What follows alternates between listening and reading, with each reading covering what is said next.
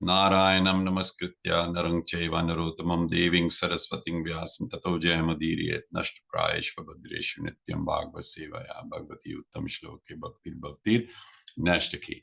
So this chapter is amazing. I really am grateful to sort of giving me this service, because normally you don't go that much in deep, but when you have to speak about it, and you know, it's wonderful. So what I'll do is I will read. I've written a summary down, and to how much time we have? What time is it now? About 40 minutes or 45 minutes. So then I will, after the summary, I've made some notes about how Srimad Bhagavatam, uh, you know, is connected with Bhagavad Gita.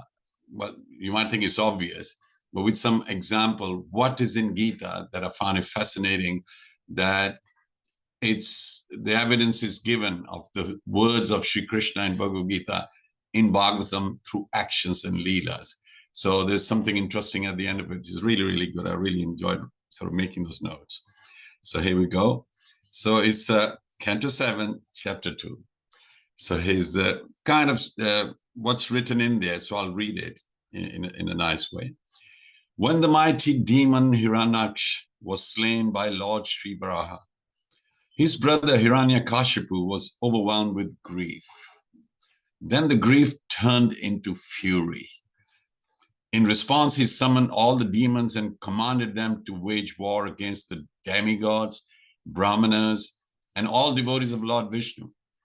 He ordered the destruction of cows and the devastation of pasturing ground. The demons eagerly carried out his orders. They loved it. They loved to dismantle and destroy whatever the demigods and the Brahmins, they have it. As a result, Vedic sacrifices and religious rituals were repeatedly obstructed. The people plagued with demons' harassment had to cease their spiritual activities. The demigods deprived of the offerings from yagas also became distressed. So this back to now Hiraṇyakaśipu and the widow and his own mother Diti, you know, they are gathered there for the Antyeshti Sanskar. After performing the Antyeshti Sanskar funeral rites for his brother, Hiraṇyakaśipu was filled with deep sorrow. Yet he sought to console his 9 nephews through words of wisdom and philosophical insight. Now, this is very, very clever. He is raging inside, but just for his kin, his relatives, he's showing this very calm, external, philosophical. He spoke Sankhya philosophy. What Gita said later on, my God, in Satya Yoga, he's talking about Sankhya philosophy, about the soul and all that. It's very interesting how it's put across. He explained that for a true warrior, dying in battle before the enemy is a glorious and honorable end. As if he believed that. B, just as travelers meet temporarily at an inn and then part ways, so do living beings come together as family, only to eventually separate and move towards different destinations. He then expounded upon Sankhya philosophy, emphasizing the eternal nature of the soul, which is distinct from the temporary material body. Thus, there is no reason to grieve when the soul departs the body. Like the trees reflected on a riverbank appear to move with the flowing water, if you see the reflection, so too does an agitated mind, deluded by the modes of material nature, mistakenly perceive the soul as changing. What he's saying is, whenever the modes change from tamogun to satogun, rajogun, you think your soul is like that, but the soul is above all that. It's your consciousness which is really going into tamogun, rajogun. So he's saying, just like the trees are solid, the flowing water, you look into it, it looks like the land is moving and the trees are moving, but when they're not.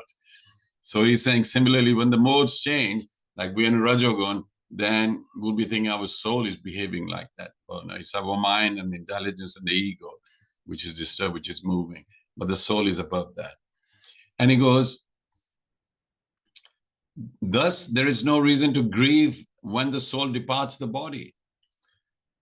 And he goes on, like the trees reflect on riverbank appear to move with flowing water, so too does an agitated mind deluded by the modes of material nature mistakenly perceive the soul as changing, though the soul remains untouched by transformations. The bewildered being imagines some people as kin and others as stranger, thus becoming entangled in the illusion of material happiness and distress. So it's us and them. That's mine, and yours, like that. We all do that. We all do that. And then in the scriptures, there's a verse which is very nice. I like the one. Sarvapadi vinirmukta tatparatvena nirmalam rishikena rishikesha sevanam bhaktir uchyate.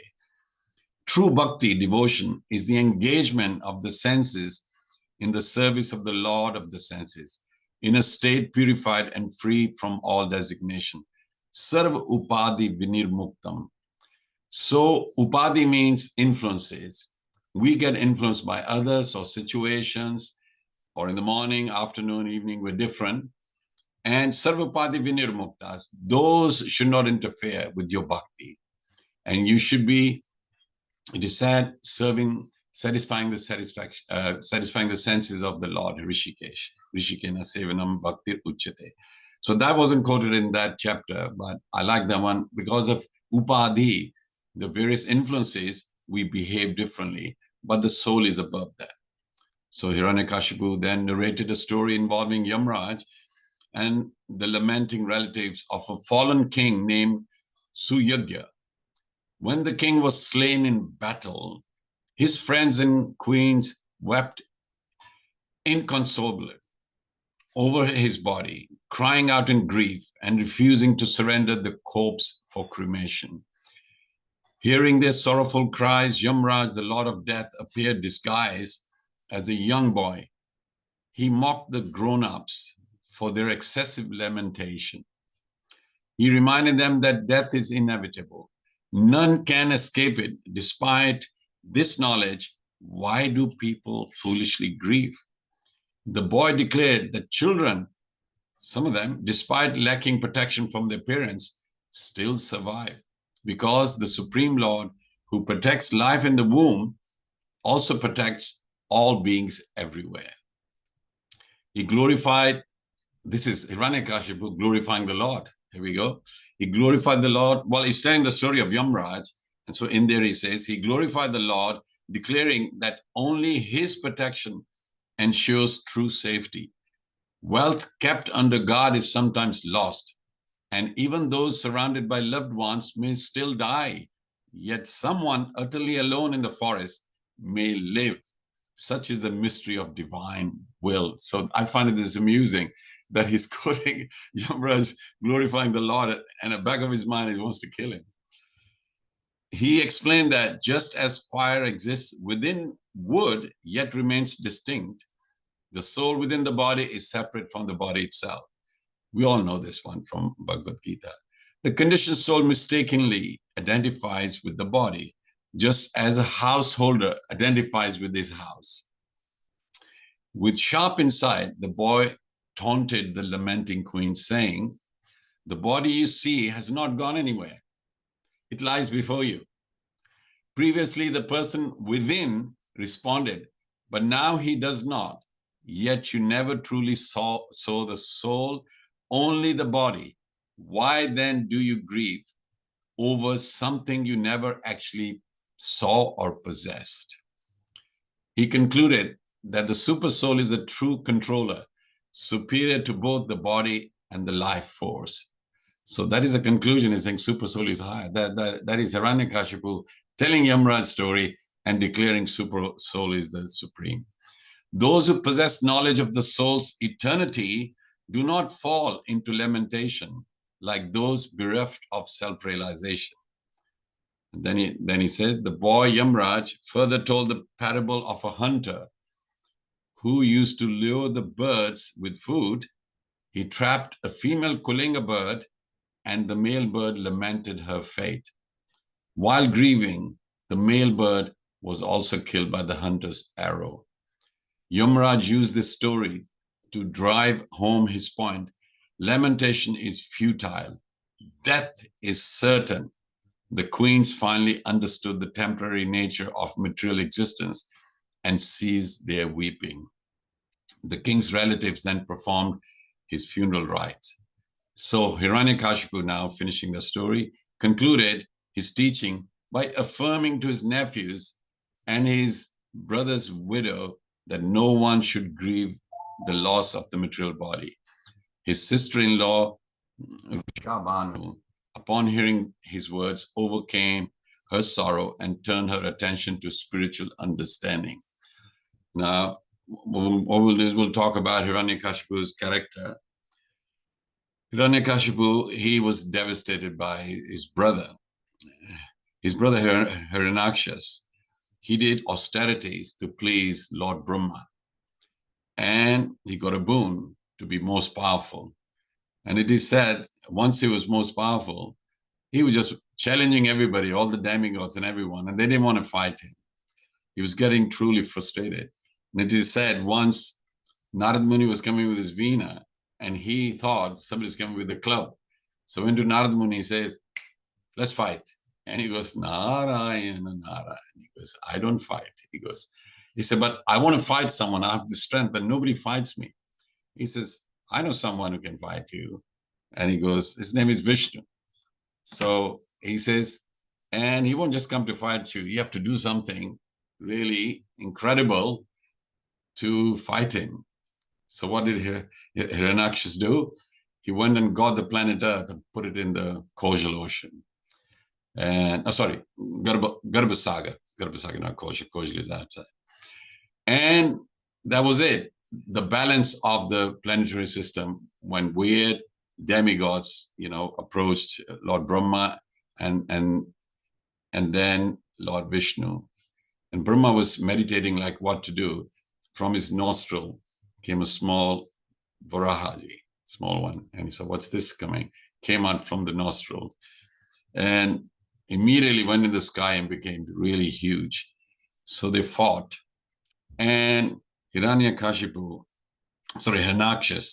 he started to joke at the Lordship for having a form like that, saying, what are you going to do? And all the demigods and all of them were embarrassed that this person has no respect for the Lordship. And so, there was a battle and Hiraṇyakāśipu was killed. And then his brother was devastated. At that point, he was still okay. But afterwards, he started to realize that this was, done by the demigods approaching Lord Brahma and Lord Vishnu. So he hated them. And he realized that the demigods are maintained by the yagyas and everything which the Brahmins do on planet Earth. And then he decided that that should stop. And that would, devastate the demigods. And then he'll go for Lord Vishnu to finish him. Look at the thinking of both the brothers. They approached Lord Brahma for boons, not Lord Vishnu, both of them. And of course, this Jai Vijay story, we all know that, but just forgetting that for a minute. So if they're born here, they're just approaching Lord Brahma and glorifying him as he's the creator because he wanted the boon. And then he turned around that, what about my kings? They're crying. So he spoke this Sankhya philosophy to cool them down, which applies to all of us. Actually, whenever we are called, if somebody's passed away, so we tell them about the soul. Please realize one thing. This science of self-realization, both the brothers, they accepted that, but they did not accept Krishna or Vishnu. So just around the world, there are many people who are self-realized. They go up to the soul, but they do not accept Lord Krishna or any of the incarnation. Krishnastu Bhagwan Swayam. In Bhagavatam, it emphasized that. Indriyari Vyakulam Lokim, Hridayante Yuge Yuge. The Lordship comes time to time. And Krishna has said, Yada Yada Hi Dharmasya Glanir Bhakti Bharata Bhutanama Dharmasya Tadatmanam Srijamiham. Whenever and wherever there's decline in religion that appear, So you can see that is said by Krishna in Bhagavad Gita. You open the Bhagavatam and you have the list of the incarnations who come. So that's what I'm saying, that I found the connection so good that whatever Krishna spoke to Arjun, in Bhagavatam, the Leelas are there as a proof. And we should really read both the books, one for, to get the principle of what Krishna said, and then to expand on it and know the depth of it and his parshads and his friends who are involved and what Krishna likes and what he doesn't like. We should really deeply read that. That will nourish us. That will give us strength. And our bhakti will turn from Shraddha to Nishtha. Is faith in the beginning, then firm faith. And that only comes when you have an understanding. Tesham satata yuktanam bhajtam priti purvakam dadami buddhi yogam tam yena mam upyantite. Krishna has said, the one who continuously serves me, satata, priti purvakam. Prabhupada said, not formally, because you've been told you must serve Krishna. Priti. When it is love, nobody forces you. You actually fall in love with Krishna. And you want to do this service all the time, loving devotional service like that. So, both the brothers approached Lord Brahma for boons, ignoring Lord Vishnu. So this is an example of all the people on the planet Earth. Here, they might say they're religious, they know they're not the body, not the mind, not the ego, they are a soul, but they only go that far. And they might accept the super soul, but they say it's impersonal, it's Brahman. Brahmbhuta Prasanatmana Shochitina Kankshi. So they only go to Brahmanandis. But they're missing the other two steps like that. Vadanti tat tadbhavidas tatum yadjnana vyam brahmeti paramatmeti bhagwan iti shabdyate. So Bhagwan is the last, is the highest story. Prabhupada said these are different layers, Same Lord, but different understanding. Like when you see somebody coming from far, first of all, it seems like nothing. Then you say, oh, somebody's coming. But when they come very close, oh, it's my friend or my neighbor or whoever. So when you're at distance, everything is Brahman, it looks same. But as they get closer and closer, you realize who the person is. Similarly with God realization, the more you read the Bhagavad Gita, Chaitanya Charitamrita Bhagavatam, the more you'll identify Krishna as the Supreme Personality of Godhead. So then Hiraṇyakashipu's character, he soothes the widows with philosophy. But look at this, but plans destruction underneath. Hypocritical philosophers. He wasn't the only one. You look around the world now, how many hypocritical philosophers are there? Because they're into knowledge, and with especially Google and ChatGPT and all that, there's a lot of information. People can just quote, get passages from it, and they forget ChatGPT makes mistakes. If you know your Bhagavatam, you use it just to get an idea, but it makes mistakes, picks up wrong verses, wrong chapters, and now you picked up the wrong chapter. Oh, sorry. It does say sorry. So, please don't go by it all the time. Just as a tool, you can. And so there's a lot of hypocritical philosophers. In Punjabi, we say, "Anpadane baste pare." Those who are not educated, they always carry loads and loads of books. But the people have realized the knowledge, they hardly carry books and all. It's all in there, all in the heart. That's why there's Gyan and Vigyan. And through loving devotional service, you get Vigyan. Otherwise, it's knowledge, which is really veneer thing. But when you start to, adopt the knowledge, and through your experiences in the loving devotional service, then you realize, yes, the Supreme Lord, what he likes, what he doesn't like. Also, about Hiraṇyakashipu's character, his vengeful ruler. Rulers are supposed to be like Ram Raja, look after the janta.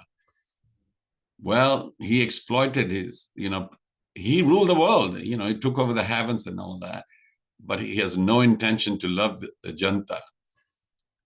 You look around the world now, all the political leaders, look at them, how much they love the janta, taxing them, reducing the winter fuel bills, or removing it, then putting it back on, and whatever. They're just juggling with money. Well-being isn't by wealth is a means, or money is a means. But what does the people want? You know, they want security, they want education, they want medication, all this. You know, Prabhupada said, England is very good. They got the free education. I wish they wouldn't eat cows. That was when Prabhupada was the last visit. He said that. I was hearing somebody say, they were there at that time. He said, England is such a nice place. You know, in summer it looks so good. He said, I wish they wouldn't eat cows. So they got it right. But you can see around the world, there's a lot of people who are hypocritical. And they have got control of our lives. And that's why we are disturbed. You get up in the morning, you feel insecure rather than secure. Under Ramraj, everybody felt secure, even in Bharat. When they fight for election, they say, we'll bring Ramraj, but they don't know anything about Ramayana at all. So, and people believe and vote them in because it'll be free electricity, free this, and food prices will be down. They buy such kind of pitch. And because Prabhupada said sheep selecting the sheep, demon crazy, democracy. Next, he was envious of Vishnu. Please don't think that only he was envious of Vishnu. You go around the world and mention Krishna or Vishnu, there's loads of people, they don't believe in God. And yet, he was a ruler. So we got many rulers in the world now. They're not God conscious at all. And yet they are promising you they will look after you. Only Janardhan means this Vishnu is another name. Janardhan, he's looking after them. They are promising, they're lying. That's why there's a lot of disturbances and wars. You know, the only solution they know is we got missiles, we got nuclear heads and all that. We threaten people and let's nuke each other. You know, and it's happening, and it's predicted 2025, sorry for the bad news, might be start of a big war. You know, they're talking about it. And it's because the public doesn't know what a good ruler should be. In a way, our Sanatana Dharma tells the qualities of a ruler, what it should be. So Hiraṇyakaśipu really exemplifies the rulers we have in the modern times. So yeah, modern times. And then not only is envious of Vishnu, he's slayer of dharma. You know, so Krishna is Go Brahmana Hitayacha. He's Hiteshi. He's a well-wisher of Brahmins and the cows. But he attacked them first. He told his demon friends, go destroy them. He knew that would agitate Sri Vishnu. In one sense, he was inviting his death. And many times, once it was Nrsimha Tridadashi, and I said, Hiraṇyakaśipu ki jai, by mistake. I meant Nrsimhadev ki jai. Everybody laughed. I said, hang on, because I had to, you know, save my face. So I said, well, if it wasn't for Hiraṇyakaśipu, Nrsimhadev wouldn't have come. He didn't come for Prahlad Maharaj. He came for Hiraṇyakaśipu because he did so much sin like that. And between you and I know they're Jay and Vijay.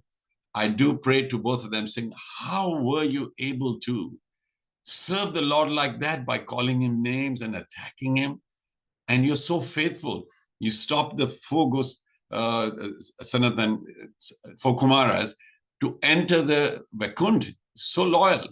And now you turn around, please give me this humility that whatever the Lord says do, that to please him, I should do it. I asked them for it because look at their example.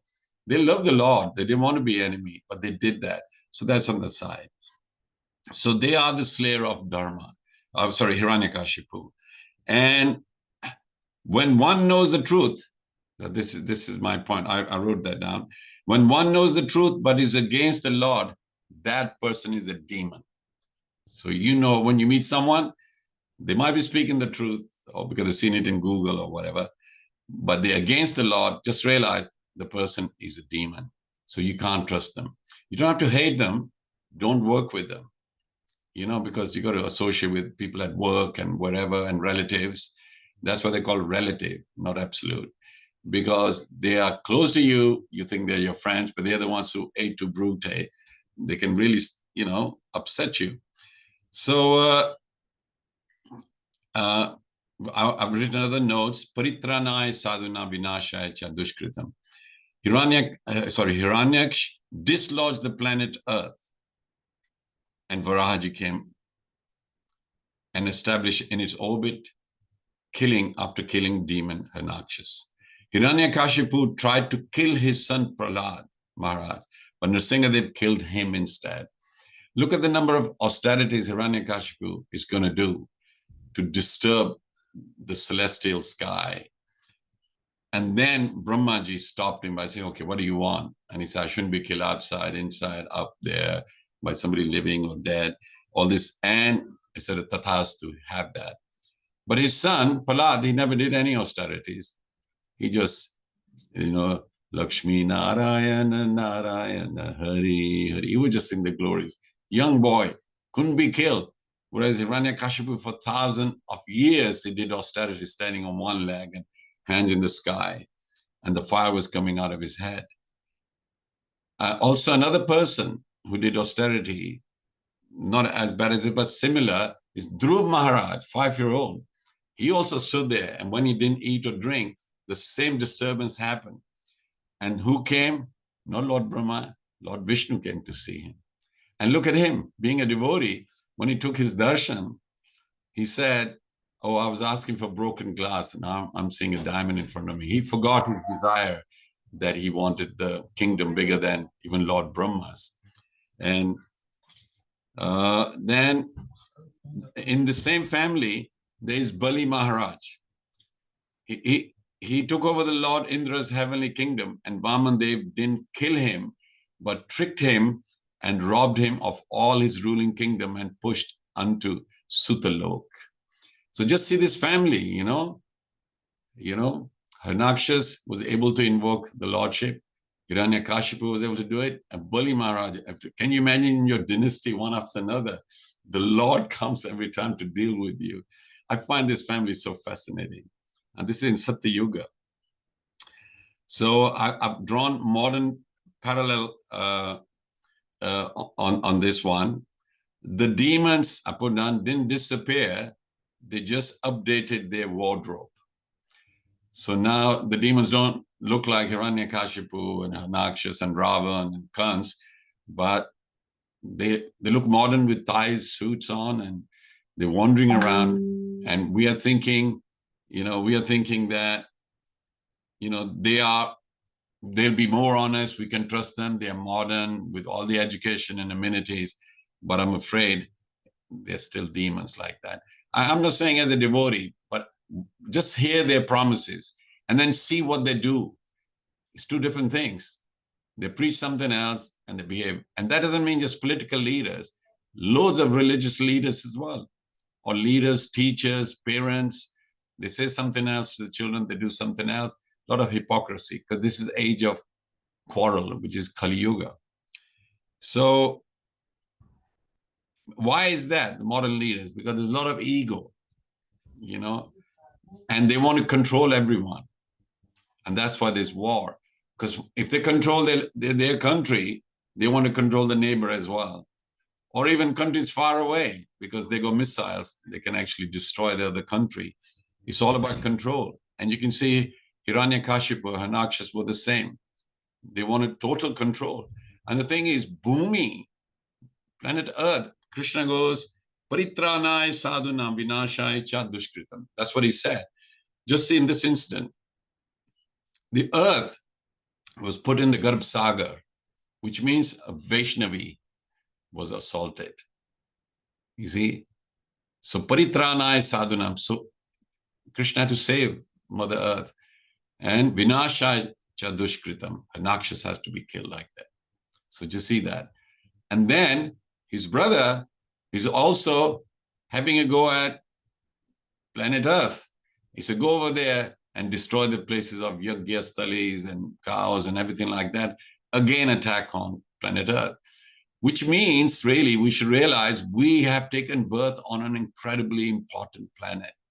Because we think, oh, it'll be better in heaven and other places. Please realize, listening to this Leela, the planet Earth is the best place to be for bhakti. Even Srimad Bhagavatam was given here. Indra and others came and told Sukadev, can you give us this Bhagavatam? He goes, no, we'll give him nectar. Parikshit Maharaj can then live eternally. He goes, that nectar, that's material. This is incredible nectar. Then you can't have it. It's for planet Earth. It's for us. Because from here we can go to Golok Vrindavan. So please, can we all appreciate our planet Earth and try to stop these wars, not just globally, even within the families, in our minds and everything. Try to be peaceful and just realize how fortunate we are. And we are so fortunate. We got Srila Prabhupada, who's translated translated the scriptures. We are so wonderful. There's nothing higher than them, than Bhagavad Gita and Bhagavatam. And he's written purports, which are longer than the verse. How much writing he's done. Same as Ved Vyasji, from 4 shlokas, he wrote 18,000 shlokas of Bhagavatam. And Prabhupada has further expanded it. We must appreciate why. He realizes you humans have got the chance to be involved in Krishna's pastimes and Leela. And in Bhagavatam, it shows who the leaders are, who you shouldn't trust, like Hiriṇyakaśipu, Hiraṇyakaśipu type, Ravan, Kumbhakaran, and Shishupal. That's how the whole chapter starts. Shishupal was beheaded. And Yudhishthira Maharaj asked Narada Muniji, about like, what's all this happening?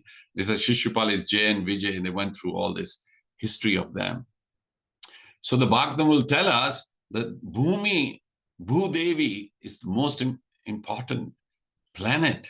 But we just think, we got, Aborigines, meat eaters, this and that. Whoever they are, they get transformed. And I will later on deal with this matter now. Okay, so modern leaders, ego, they all have ego. It's like, I am this and all that. I won't name the leader, but as soon as he got elected, he was just disturbing the whole planet, with tariffs and this, that, and the other, wants to take claim on different peace he's brought about and everything. And now, every time he says something, people don't believe him. His own people don't believe him, but he believes in himself. And this is a demonstration of, if you haven't got it, you haven't got it. You can be elected and you can say this and the other, but you don't know how to do it. Only the devotees know how to run a country. And that's why Raj Rishis were there, and they would always listen to the Brahmins, Brahm Rishis and all this, they would listen to them. But the modern leaders don't want to listen to anybody else. They tell everybody, hey, you listen, you know who you're talking to. And that's why we're in a big mess. So people do austerities, but that is for selfish gain, like Hiraṇyakaśipu. Look, how many austerities did he do? More than we do as devotees. But what was his goal? He had an agenda. So you see many people in the world, they're really working day and night, really working hard, but there's selfish goal at the end of it, where I should be selfless.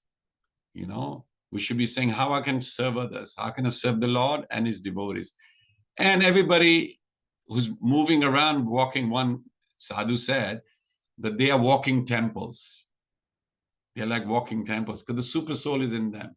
He said, when we install a deity in a temple, we worship it.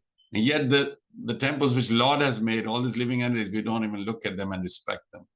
So, eventually when we're in Satogun, we can appreciate that the Lord is in everyone's heart like that. And we have to work hard at it to get there. So I've written a note here. Like then, like in the past, the world today suffers from greed, envy, and ignorance of God. So Prabhupada said the other day that as the world becomes more and more, I was listening the other day, he said it a while back, as the world becomes more and more materialistic, there will definitely be wars, droughts, and pestilence. So that was when Prabhupada spoke in 74 or something like that. And we are seeing that happening in our times now, because we're becoming more and more materialistic. AI, artificial intelligence, we're proud of it. Artificial. What about the real intelligence? Satyam param dhimai, the first verse of Bhagavatam says Satyam param, that the absolute truth. But we have what is it? Artificial truth. AT. So we are glorifying it. People are investing in it. Companies are being formed. AI, and we're going to lose out in a big way. But we must stick to Bhagavad Gita, Bhagavatam, and, Chaitanya Charitamrita to stay steady. Otherwise, we will get caught in the same trap. So Dhruv and Hiriṇyakaśipu both did tapasya, but one did it in humility. although he wanted a bigger kingdom, but when he took darshan of the Lordship, he surrendered. And the other one, Hiraṇyakaśipu, when he took darshan of the Lordship, the Singadev, instead of bowing down, he attacked it. And we all know the Leela, he actually was killed. And so I've written down here, Bhagavatam establishes the truth of Bhagavad Gita. Yada yada hi dharmasya blane. So I've said that, and paritranaya sadhuna. And Krishna goes, Mataha paratram nanyat kinchidasti dhananjaya.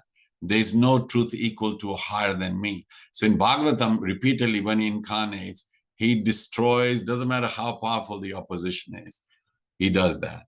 And so now I have made a special note here. I've got some time here. How Krishna deals with the vices. You know, we all are full of these vices: lust, anger, greed, envy, jealousy, or pride. And so I've written a little chart here. They're called Shuddh Ripu. So they are the vices. The first one is Kam, lust. So the characters in Bhagavatam, they're not lusty, but even Sukadev sort of thought so. Gopis of Vrindavan, right? And how the vice manifested. Intense longing to be with Krishna. It appears like lust, but actually it's prem. So there is a verse here, Atam Indriya Priti Vancha Tare Bole Kam, Krishna Indriya Priti Icha Dhare Premanam. So when you are interested in your own sense gratification, Tare Bole Kam, that's calm, that's lust. But when you're interested in satisfying Krishna's senses, Dhare Premanam. So that is prem, that is love. So they were interested in satisfying Krishna. So how the Lord dealt with them. Krishna danced with them in the Ras Leela, transforming their lust into pure prema, divine love. You know, and when you have become Uttam Adhikari, Madhyam Adhikari, when you read the pastimes of Rasa dance, you actually understand it. But if you haven't control of your senses, Vacha Vegam, Manasa Krodh Vegam, Jiva Vegam, Udara Pasta Vegam, when you have got control on it, you're going to read the Ras Leela, it will agitate your lust. Whereas when you have transcended that, this is amazing, you know, reading the Panch Adhyay, Ras Panch Adhyay, the 5 chapters of things. So the other one is Ajamal. He fell into lust due to attachment to a prostitute. And Lord's Vishnudus saved him at death, and he was reformed. The other one, Indra, indirectly, attachment to power and celestial pleasures. Indra is always getting caught and he always fences someone. And so how did Krishna humble him? Krishna humbled him through Govardhan Leela. He lifted the Govardhan hill, and then he realized powerless because he thought that Krishna boy, who's he, you know, and then he got humbled. The other vice is Krodh, anger. So Hiraṇyakaśipu, furious with Pala's devotion to Vishnu, tried to kill him. Lord Nrsimhadev appeared and tore him apart to protect the devotee. So that's anger being mentioned in Bhagavatam and how he was dealt with. Daksha Prajapati, angry at Lord Shiva and cursed him. The Lord eventually reinstated Daksha in a humble position, gave him a head of a goat. The Lord, you know, deals with it quiet. He's watching everything. Well, when you're egoistic, you think nobody's watching me. But he's in the heart. He's watching you, what you're doing. So he deals with you, especially when you turn to him. Lobha, greed. Bali Maharaj initially had desire for more power, conquered heavens. Lord Vaman took all his possessions, then blessed him with a greater spiritual position. Because Sutalok, he pushed him in there and he said, I'll guard that Sutalok. And when Krishna came, he actually went to Sutalok, asking for his 6 brothers who were killed. Okay, still got time. Then the other person who was greedy is Duryodhan, Mahabharata, alluded in Bhagavatam. Greedy for kingdom, wealth, and position. Krishna gave him chances to reform. He refused and faced destruction. And Mahabharata Yuddha is because of Duryodhan. And the other vice is moha, which is delusion, attachment. It says here, Dhruv Maharaj, initially attached to kingdom and revenge, gave him a vision. Sorry, and revenge. Yeah, he wanted revenge. His stepmother. He repented and received eternal devotion. And the other person who was illusion is Ajamil again, deluded into sinful life due to attachment to a prostitute. At death, calling Narayan, he called his son, and the Lord gave him a second chance. Other one is now Mad, vice, which is arrogance and pride. Hiraṇyakaśipu, proud of his strength, challenged the Lord. Lord Vraha fought and killed him in battle. Another one, arrogance, well, pride rather than arrogance, is Lord Brahma. Brahma Vimohana Leela. Briefly confused by Krishna's simple form, tested him. Krishna revealed his cosmic form during Brahma Vimohana Leela. And Brahmaji said, others can claim they know you, but I declare I don't know you. He became humble.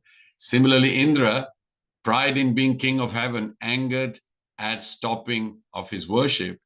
Krishna lifted Govardhan, humble Indra, then forgave him. You know, I heard why he forgave him. For 7 days and nights, he was with his Brajbasis, you know, standing there all around him, and the gopis and everyone. That's why he forgave him, saying, you were able to bring of them close to me. Okay, so a little bit more. Then Matsarya, envy.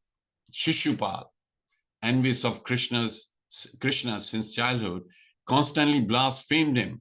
Krishna tolerated 100 offenses, then killed him with Sudarshan, granting liberation. And that was the Leela before this Canto came in. Then the other person who's envious was Kansa, deep envy and fear of Krishna due to prophecy. Krishna ultimately killed him, liberating him. Then Rukmini's brother, envious of Krishna, marrying his sister. Krishna defeated him, but spared his life due to Rukmini. So there's some other notes. Calm, desire and lust transformed into pure devotion or correct. So when you approach the Lord, if you have got lust in you and you carry on doing devotion service, it will transform into pure devotion. You'll be corrected. Krodh, anger, destroys ego. And then Lord will destroy the ego, your ego, and you will feel the protection of the Lordship. Lobh, greed. You know, many devotees, they feel when they take initiation, diksha and everything, now they should become prosperous and rich and everything. Like dharam, earth, calm, all these things. But the Lord takes away possessions to purify them. So it's a blessing. More delusion, attachment. Actually, Lord reveals the truth, like to Brahma revealed who he was, and gives clarity and devotion. Mad, pride, humbles the proud, then shows mercy. Because many times... Okay, somebody's trying to ring me. Yeah. Please. Where's that? Hold on a second. I'll tell you I'm not very good. Okay, it's gone. It's gone. Right. So humbles, and then Matsarya, envy, tolerates up to a point, then purifies. So the Lord through Shishupal showed, I will tolerate it, and then it, okay, enough is enough, bus. So final note, the Lord never hates even the fallen. He uses their vice as an entry point for purification or liberation.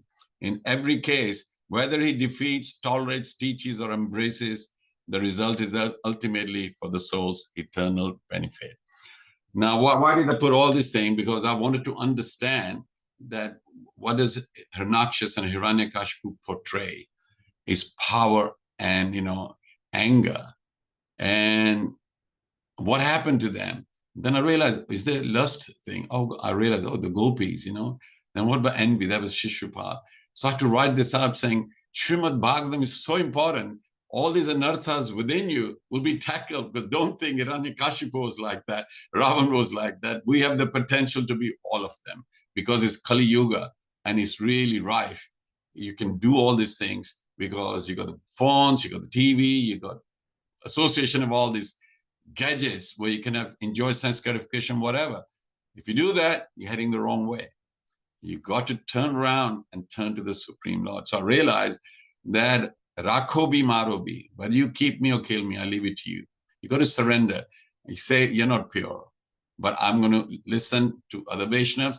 So association of devotees is very important. Chanting of the Mahamantra is very important. Loving devotional service is very, very important. And after reading this, I've realized, don't just think I'm not Hiraṇyakaśipu or Hiraṇyakaśipu. Well, if you had the power they had, we've seen around the world, that's how you turn into. You don't care for others. You'll kill them, missiles, the whole lot. You don't care, it's numbers. And that worries me, because we don't value human life, but we accuse others of not doing that. Oh, that's third world country, they don't care about life. And yet you bomb nuke the other people, and they die in masses. Life is life. You know, we all have the potential to go from this planet Earth back to God. So that's my homework, and I presented. Hope I've shared it nicely. And if there's any comments and questions, if I can answer, I will do so. Jai Ho. Hare Krishna, Prabhuji. If anyone has any questions, please raise your hand or kindly unmute if you'd like to do so. Okay, if I can just quickly start off, Prabhuji. So in terms of this struggle that we have ourselves of trying to come out of this vengefulness on others, or Yes. or our ego just coming out with anger, etc., on, let's say, what you were talking about, family members. How best is it to control that, would you say?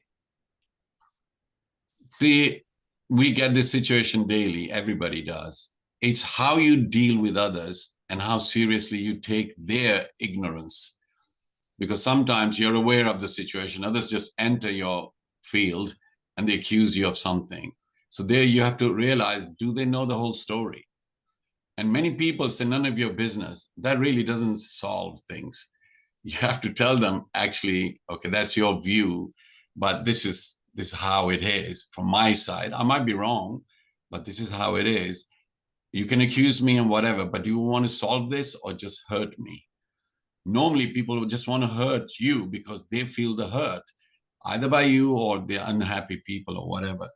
And I always find that if you are a devotee and you're stable, other people are envious of you because they can't have the peace you have. And many times, I mean, the other day I met someone and he said, how are you doing? I said, I'm just blending in, you know.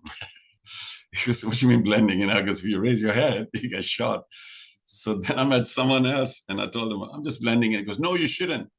Prabhupada said, as a devotee, you got to stand out. And, you know, then I got, my God, you know, the person is right. We have to believe in ourselves, then you achieve. But we are scared of being heard. So we don't show our devoteeiness and we don't want to brag about it. But usually we just hide ourselves saying, I hope nobody says it. There are two things there. One thing, perhaps you're not a devotee, you're a phony devotee, and others will find the truth. Or you're not strong devotee, or you don't want the hassle, you know? So the thing to do is show your devoteeiness, but don't preach to people.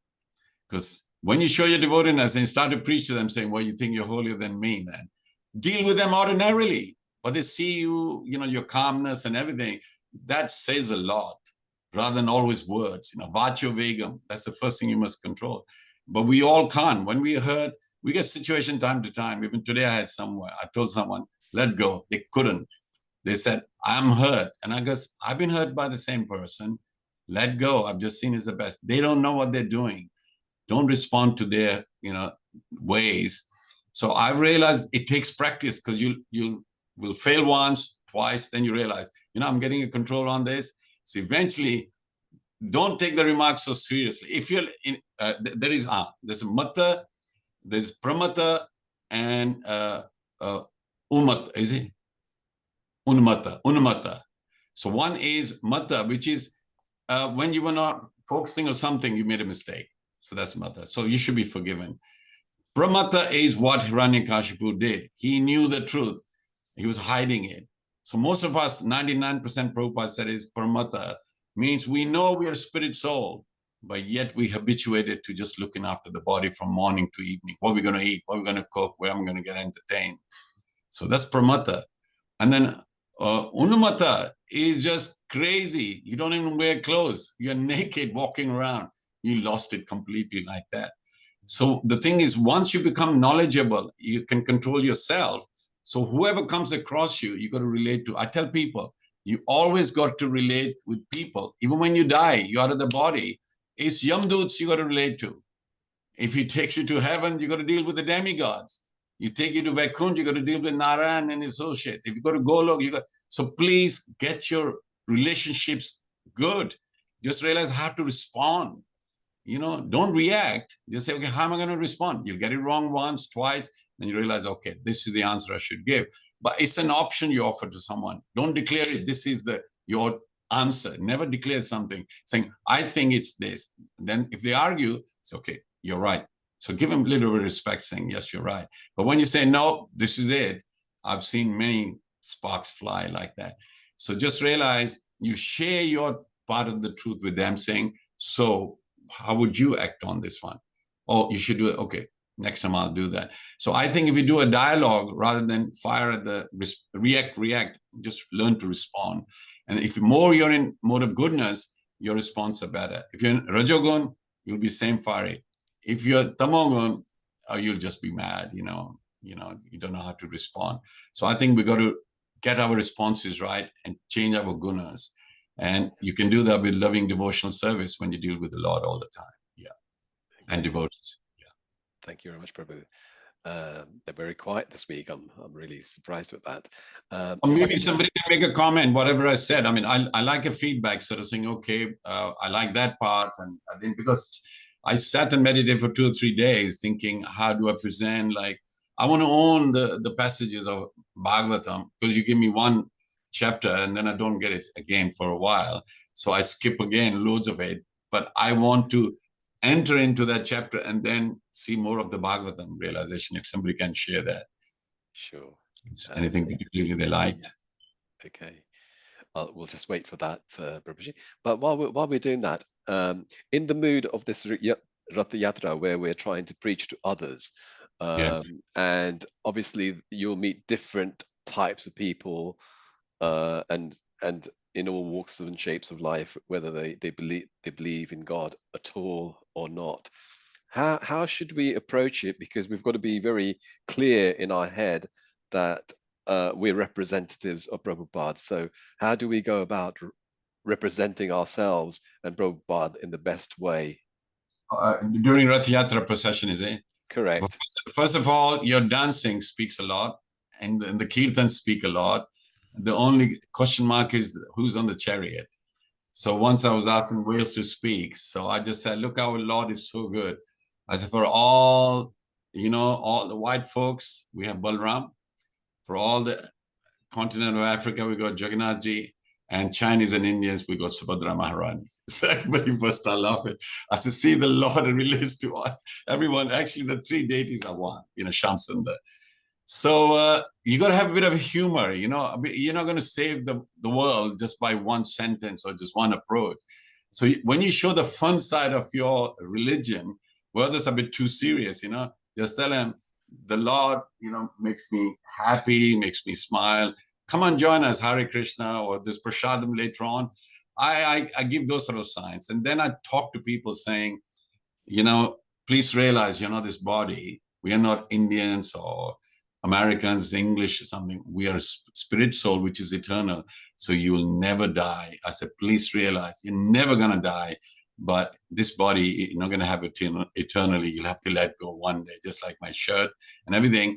This really starts them off, just like Hiraṇyakaśipu did, saying, we are not this body. So because they are like Hiraṇyakaśipu, start with the Sankhya philosophy with them. And rather than tell them about Krishna and all that, because they won't understand, just tell them, first step is self-realization.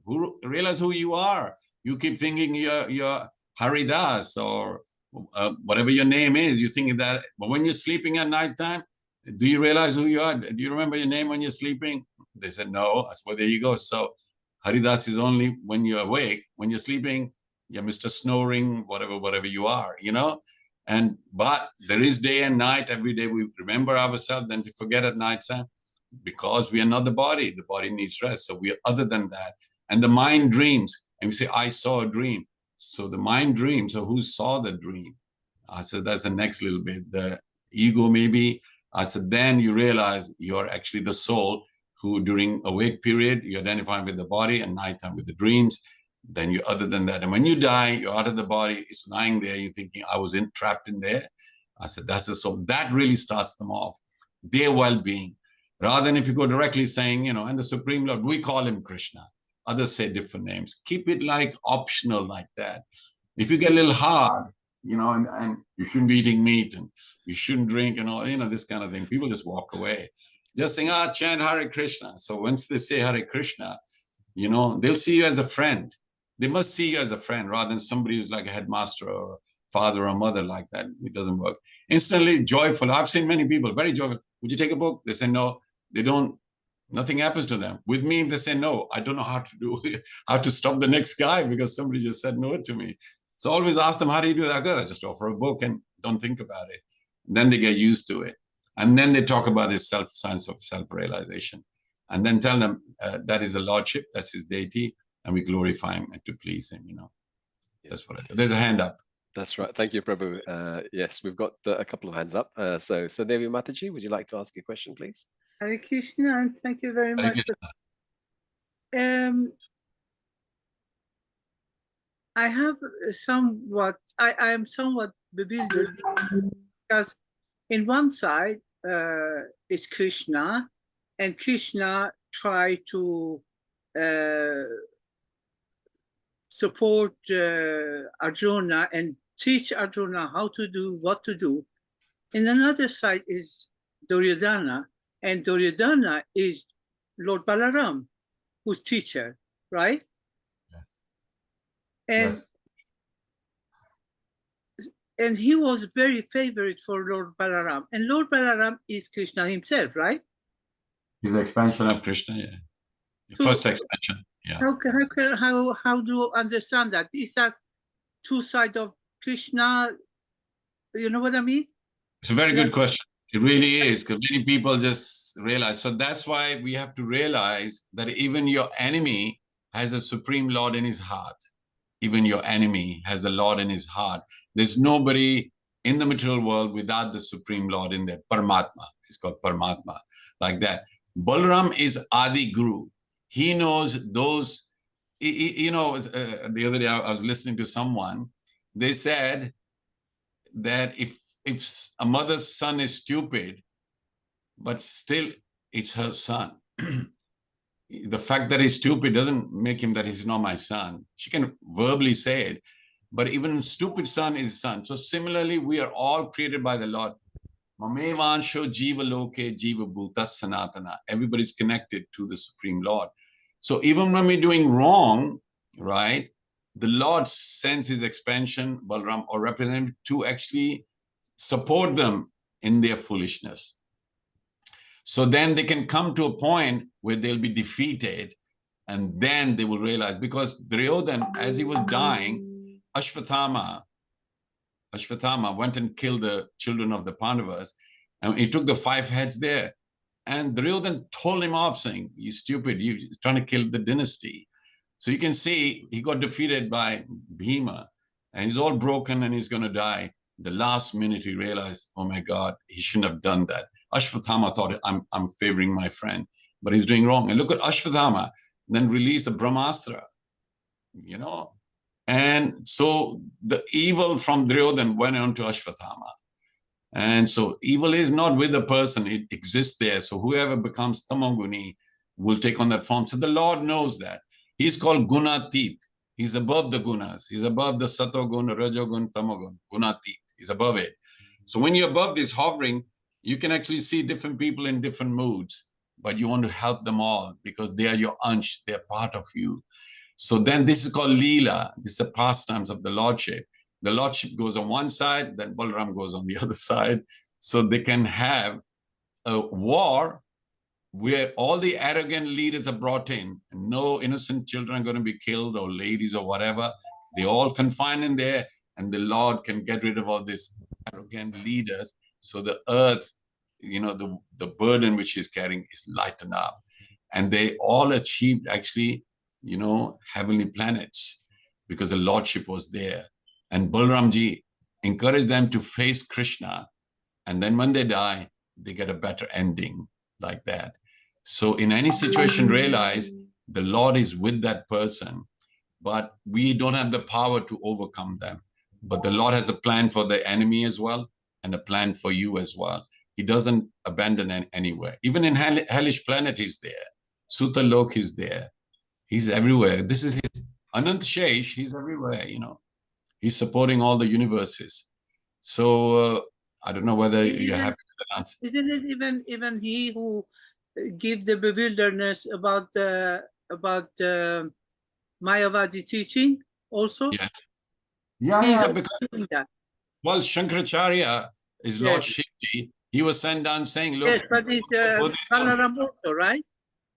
Shankaracharya is Balaram also. Well, I mean, the thing is, every time Balaram doesn't have to be there, he sends his expansions as well.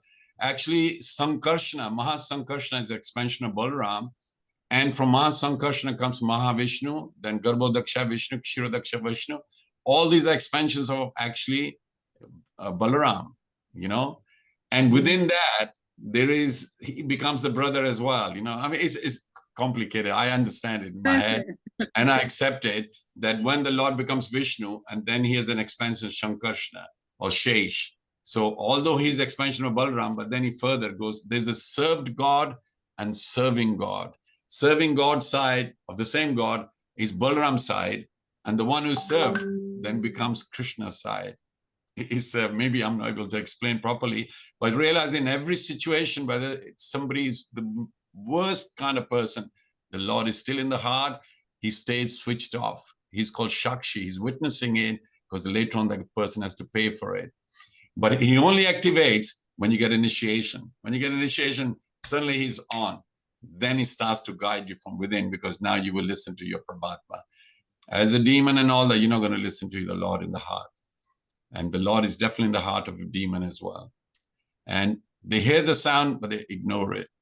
Whereas you and I, we're saying, oh, the Lord in the heart, I think it wants me to do this, you know. Anukulasya, you become Anukul. Yes. So Balaramji supports, he guides everyone, even the wrongs. And the Lord is on this side, it's like a sandwich. Bring you close and then eat it. Then he purify you. Yeah. I hope I've been able to answer that. Yeah. Confusing. Thank you. But it is bewildering, because when I heard that Duryodhan was his best student, you know, Bhim was a student as well, but he preferred Duryodhan as far as the fighting is concerned. Morality and all that, Duryodhan was, he said, I can't do good. My nature is, I like to do bad. I get enjoyment out of it. Even then, Balaram stays with him. And in the end, when he was killed, he was reformed. This is what I understand, because in my understanding, in all the Shastras, the important that you have to listen to your guru to understand. And Lord Balaram was guru to Duryodhana, right? Well, I mean, because Duryodhana went to him to learn from him. You know, he wanted to learn the art of, you know, this. Yes, teacher, guru, right? So still he favored him. He favored him, and that's why during the war he went for pilgrimage. He went away. He realized, I don't want to stand opposite Krishna, so he decided to go. He came when Duryodhana fighting with Bhishma. He was there and he wants to interfere, but Krishna stopped. Right at the end. Right at the end. Yeah, right at the end. And that is a service of a guru. Even if the disciple falls, then the guru comes to save him a little bit. Yes, that's what I mean. Then he realized, because Lord Balaram knew that Duryodhana have done wrong, right? Yeah. And still he wants to defend him. That's called love. That's called love. Love for his disciple, but he knew it was the right thing. He's not a judge, because we think people should be judges all the time. Sometimes a mother knows that the son is doing wrong, said, don't do that, but come and eat something. Father would say, go into your room. You're not eating anything. That's why motherly love is actually classified higher than the fatherly one. Father is into justice. Mother is into the well-being of the child, and she will tell him off as well. She is the authority. But mother's love is very special. The men can't understand that. Men just understand that's wrong, it should be punished, blah blah. His mother will always say, but if she doesn't listen, makes him really spoils it, it's her fault as well. But generally mothers actually make very good gurus. They teach all the good manners and everything like that. They have compassion in the heart more than even the that I don't understand, because Gandhari was helping him. He gave him with his eyes, gave protection to. But that's still attachment. When you're attached, you see, that's why the love is blind. Many times that love is blind. When you have attachment like that, you will support the person even in the wrong, because that's the attachment. And she didn't because Krishna went and tricked her, and just made an arrangement that she doesn't actually. He said, "Oh, you should cover your pelvic and all that. Don't go naked in front of your mother." And that was a trick. And that's why she knew he's the one. You can't cheat Krishna. You can have but Krishna is delivering of your attachment. That's why I had that list. If you have lust, you have anger, your attachment, pride, whatever, come to Krishna. He'll sort it out. It won't be easy, but you'll be dealt with. But if you keep away from Krishna, you'll keep being lusty and keep being whatever. You'll go worse and worse. You'll be Maya. You mentioned something about Krishna. When you may have money and so on. When you turn to Krishna, Krishna may, because of the good of that, take away your money. Just to if you're a greedy person, yes. But could Krishna do the same thing with the health of his person? If the person doesn't have anything, money, nothing, could Krishna do it the same way? Attack or not attack, to do something that person gets sicker or something? The Lord, for me to think about how the Lord thinks, he just reforms. It's like sunshine, right? When the sun comes out, it doesn't see any darkness. There's no darkness in the sun, right? But it casts shadows. If there's a tree there, there'll be shadow because of the sun. But at nighttime, when it's dark completely, there's no shadow. So the sun creates a shadow, but yet the sun doesn't see any darkness. But the effect is like that. So similarly with God, he just sees good everywhere. But when he deals with anything obstruction like that, it appears to be like that. The final conclusion from our point of view is, he took sides, he's biased. That's why this whole chapter is about Hiraṇyakaśipu said Krishna is now being biased, or Vishnu is being biased. Before he was the same to the demons and to the demigods. But he's killed my brother, so he's taken bias. That's how he saw it.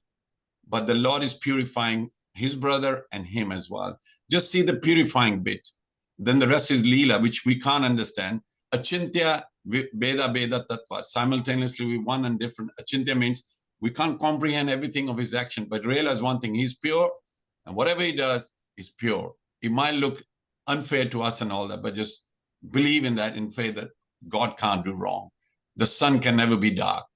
That's how he shines. There's something can come in front of it, the clouds, but it doesn't cover the sun. So similarly, these Leelas are not going to cover Krishna. Even him being with gopis, Sukadeva was asked by Parikshit Maharaj, but they were married women. Why did Krishna allow that? And so he told him off. He says, if he delivered Shishupal, who's envious of him, even the ones with the lust, he will transform them into love like that. So thank you very much for your question. Thank you. Next one. Okay. Janaganya Mataji, would you like to ask your question, please? Hare Krishna. Hare Krishna. Jai. Thank you for a wonderful class and giving us opportunity to ask questions. Well, Prabhu, I just feel I'm living in a confused world at the moment. I'm I think there's love and kindness missing all over all the societies in a way, because you strive to become Krishna conscious and practice in the way, and you seem to be having even in Krishna conscious society, you try to form relationship and speak nicely and be kind to each other, but it's not received that way. Yeah. So is there a massive change in the what shall I say, the hypocrisy and the way we practice, not where in the world we have all this falsehood. I don't see people want to cooperate and make it work. Okay. Can So you put a bit of I light think you on that? asked that. I'm not that, despondent. I keep going, but I want to know, is there an answer to the time we're living in presently? And what can we do to make to invite that kind of love and happiness? That's right. Okay. So I'll give you an example. There was a temple, and a stranger went in there and asked the priest, "What's this temple like?" He goes, "Why are you asking?" He goes, "I come from another city, and the temple over there is not very good. A lot of politics and things." So he goes, "This temple is the same." And he goes, "Oh, really?" Then he went away. Then another guest came from far away, and he says, "What's this temple like?" He goes, "Why do you ask?" He said, "Where I come from is a wonderful temple." He goes, "This temple is also beautiful. It's wonderful." And then he went. A third person was listening to both of them. He came to the priest and said, "What did you say to the other person? This temple is a lot of politics." And the other one, you said, "It's a great temple." He says, "Because these people are coming from there. They are the ones who create politics." And the other one was a devotee type. So whatever you're like, that's what the temple actually becomes for you. Not that the temple is like that. You're going to interact in a political way, the other one in a very benevolent way. So if we make waves, then others also respond like that. Sometimes we blame others, and actually we have to, reform ourselves, our approaches, our responses to even people who don't want you. I used to work for Rolls-Royce, and every morning, because you get up early, and 8 o'clock, you walk in and say, "Good morning, how are you doing, John?" This. One guy called me, goes, "How come every time you got a smile on your face? We have barely got up." And, I said, "Well, because I get up early, and I pray to the Lord and all that." And throughout my stay, I talked to everybody. My younger brother was the same, Nandrai. We would always say hello. And when we left, people had tears in their eyes thinking, he said, "You were a good element." And not everybody liked us. We used to hear criticism being an Indian and, in an environment like that, but we made friends with everybody. And so what you got to do is you don't have to have many, many special friends. Just find someone who actually appreciates you and you appreciate them. Start with that. And I can honestly say in our temple in Coventry, I have this association, which is very, very good. I can trust people with my back. I know they won't stab anything, because I don't like to stab anybody in the back either. I'd rather go to the person saying, "I think you got strengths, but this is your weakness. Can you reform?" And if you can't change them, just stay quiet. It's only when you start to spread rumors and stuff like that, people get to hear it. And I've done that in the past. And, and sometimes even now, sometimes you can do that and get caught, but you minimize it because you can't stay zipped up all the time. Sometimes, like this mata said, accidentally you say it. That's a different thing, but you didn't intend to. So I think saying bad things about others, even about someone, creates that bad relationships for you as well. And even if they're in front of you and you've criticized them, you can't talk to them friendly because you've found faults in them. So I really find if you can minimize this, and my wife is very good, Premandri, she won't talk about anybody, right? Even if she says something, "Oh, what is so-and-so?" She says, "Oh, they're all devotees, they're all trying hard," like that. And everybody loves her because they know it. She won't, if you tell her a secret, it stays with her. It doesn't go like that. So I think people would like to have confidence in you, that you are their friend as well, a well-wisher, like Prabhupada. Everybody appreciate Prabhupada through examples. But he used to get angry. He used to get angry with disciples and all that, but they didn't really begrudge him. They realized he's our well-wisher. So even in a temple surrounding, I think start with yourself, start to appreciate yourself. I think many people don't appreciate themselves. I appreciate myself very much. Not that I'm great or anything. I appreciate the eyes have, the body, the strength the Lord has given me, the engagement in the temple, thanking Srila Prabhupada, always thanking. And I feel I'm positive most of the time. But whenever I hear a bad news, I just sort of thinking, okay, how do I react to this? How do I respond to this bad news? When somebody is ill and all, they're saying, "Oh, we'll pray for them." Immediately they feel very good at that. And I ring the pujari, say, please, can you write the name of this person, pray for them. And in the evening on the Zoom, they can see the name being announced. So whatever word you give, you actually take it through. You will start to gain friends, and you will actually be happy with yourself, saying their behavior might be whatever, but my behavior is different to them. Not better or worse, it's different. I always value what they say or respect them. But if somebody is really wrong, obviously, take him to the side saying, Prabhuji, maybe it's my opinion, but that sort of thing hurts me and upsets me a little bit. Have I got it wrong? Or, and then you put them on a spot, they'll tell you saying, I'm sorry, Prabhu, I didn't mean it, This way, slow healing with the relationships, because relationships don't just go like a jigsaw thing. You got to build them up, and sometimes you lose them again, misunderstanding comes, rebuild them again like that. It's like driving. You never close your eyes. You'll have an accident. Life is like driving. You got to go left, right, traffic lights, stay awake. Same with relationships. Always stay alert. Otherwise, you'll do matta, means accidentally you'll make a mistake. And then you got to apologize and things like that. I hope that answers. Work with yourself, Yeah. I do self-reflection, and I have got loads of friends, but I don't think it's like you say, that one genuine one. It's not like that. What I'm trying to say is, why can't I be infectious enough to make other people as happy? That's probably what I'm trying to say. Do you smile all the time or not?